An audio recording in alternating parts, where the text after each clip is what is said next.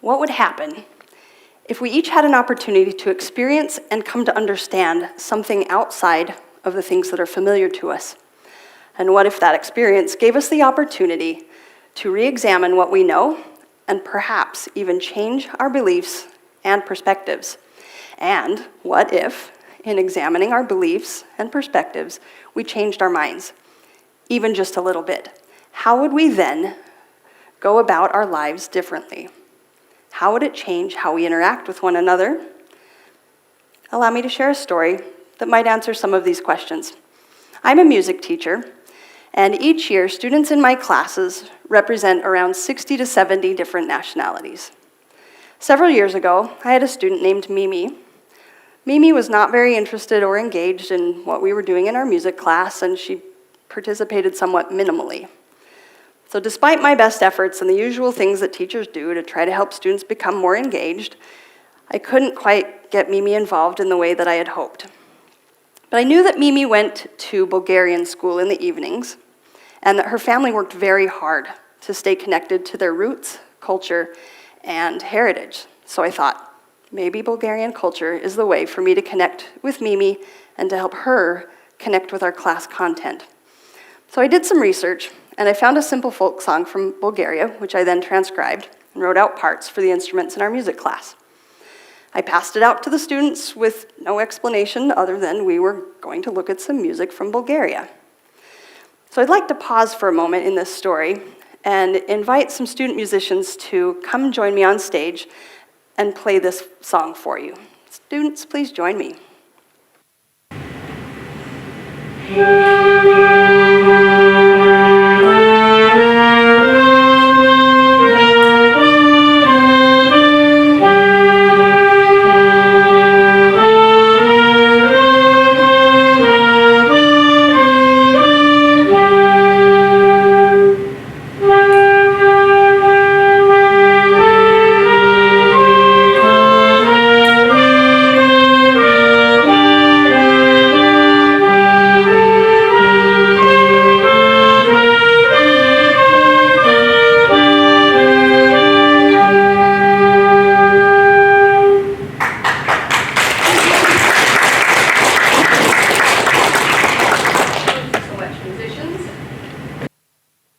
Can we give those wonderful student musicians another round of applause, please?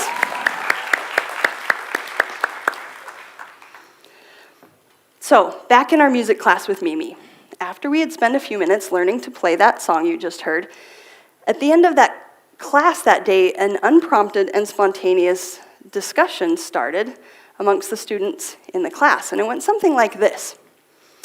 Luis, from Ecuador, said to Mimi, "Do you play games in your country?" Mimi responded, "Yes, we do." And then Luis asked, "Do you have parties and celebrate holidays in your country?" Mimi again responded, "Yes." Luis then said, "Well, that's so cool. We do that in my country too. And I didn't know we had those things in common." Mimi replied with, "Yeah, that's cool. Tell me about the food in your country." And then Rashi from India joined the conversation and said, I really liked this music from Mimi's country. It's different than mine, but it's really interesting." Then Luis asked me, "Miss Bolton, when can we play a song from my country?" And Rashi immediately asked, "Can we play a song from my country too?" "Yes, Luis." "Yes, Rashi." This type of conversation continued with this class, without any help from me over the course of several classes. The students were more interested in each other than they had ever been, and they were more friendly and kind. The students even started to better recognize how each of their classmates was unique and important and had something to contribute. And Mimi? Well, she even started practicing her instrument every day, and she became more invested and engaged in our class. Author and music educator Therese Volk wrote, open quote, "The need is even greater now for teachers themselves to understand the musics our increasingly diverse students bring with them into the classroom, to understand the various music systems in the world, and to teach music from a global perspective. Only then can they help their students to understand music in its many forms, to see music as a mode of human expression, and perhaps to help them understand the people who make the music. Close quote. The experience with Mimi, Louise, and Rashi helped me to re-examine and change my beliefs and perspectives about the type of music that we use and bring into our music classes. I still believed that the music that made up our traditional Western classical repertoire was important and that students needed to experience the music of the great composers. But I also started to believe that the music that they experience in their homes and through their cultures had a place and value in the classroom too. Because of this experience and this shift in my perspective to something with more global music in mind, I have come to believe that music teachers need to find ways to bring the songs and music from the countries and cultural heritage of their students into the classroom. Here are a few more examples.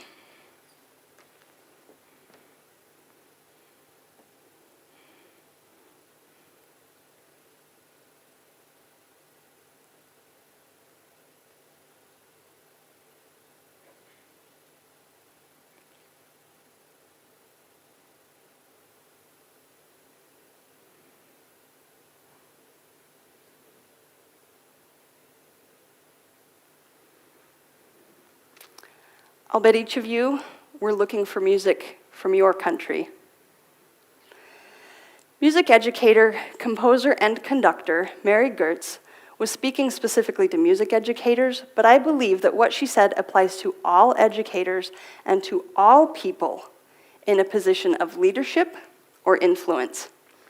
She said, open quote, "Once you make a friend, the notion of going to war with him or her in the name of religion, culture, power, or territory becomes unimaginable. Similarly, after singing and dancing the happiness, hardship, or humor expressed in music from an unfamiliar culture, the feeling of fear and hatred toward people of that culture become implausible. Given the strife in our world today, we educators must do everything in our power to engender tolerance in our students by eliminating the anonymity and ignorance that sustain prejudice." And she continued, "Diverse populations in our classrooms and communities need to respect, understand, and empathize with one another if we are to have a safe and prosperous future. In a democratic society, I firmly believe that the conflicts in the world, which often erupt over issues around ethnic, religious, and/or race, will abate when people in communities better understand and respect one another. This process begins with those of us who are in the fortunate position to have an influence over our students and thus the future." Close quote. So, what if one way to change people's minds, hearts, and perspectives, and to reshape the way we interact with each other is to change something relatively small? What if we can make that change by changing our music playlists? What if, by making a few changes in the music we listen to and in the music we make, it makes the world a little better because it will help us understand each other a little more? Is it possible that music from a global perspective helps us change our perspective? I believe it is possible, and I'm excited to continue to explore and experience more music from a global perspective, and I'm looking forward to understanding a little about the people who are making it, and in the process, continue to change my perspective. I hope you join me. Thank you.